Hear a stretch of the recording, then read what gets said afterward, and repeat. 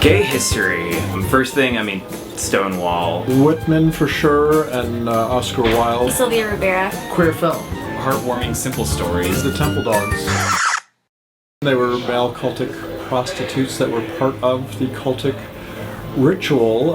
Would not have been called gay, certainly back in that day, but are they queer figures? For sure.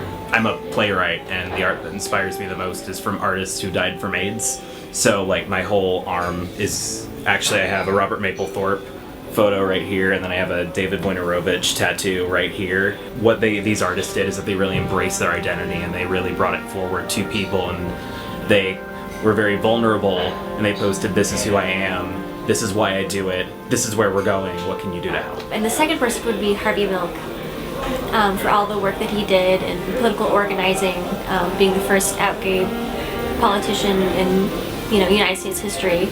It's pretty incredible.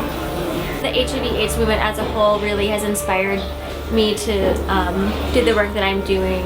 Working at Gay City, we do HIV testing, and without the work that was done before us in that movement, we would not be doing this at all. We would not be where we are. We wouldn't have reached the levels of health and community organizing that we have today.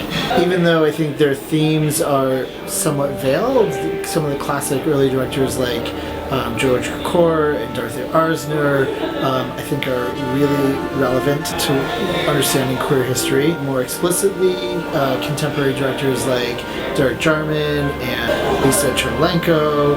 Now I think we're getting a larger and more complete picture of queer history from around the world. And it's just important for people to know that, to know how we're all connected, to know our history, and to remember our stories. Little things that prove that while there are things to be afraid of and difficulties to overcome, you shouldn't have to hide from who or what you are. Or because, well, if you're not yourself, then who are you?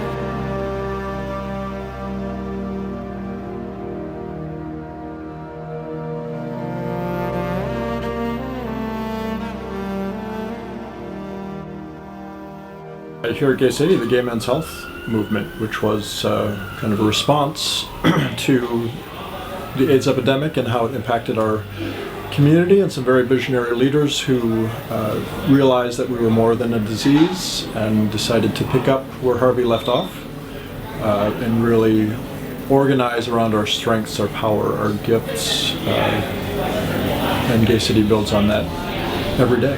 $3 Bill Cinema is, as an organization, for almost 20 years now, has been bringing stories of the LGBT community to the screen and providing a forum for people to experience this work, whether, again, they have explicit LGBT content or whether there's a more subtextual element to them. So we bring together a lot of films and discuss them and how they're relevant to and seen by LGBT people. We do that through our primarily through our film festivals, the transgender film festival that we do, Translations, also the Seattle Lesbian and Gay Film Festival, but plenty of film events through the year. So you can find out more about what we do at $3billcinema.org.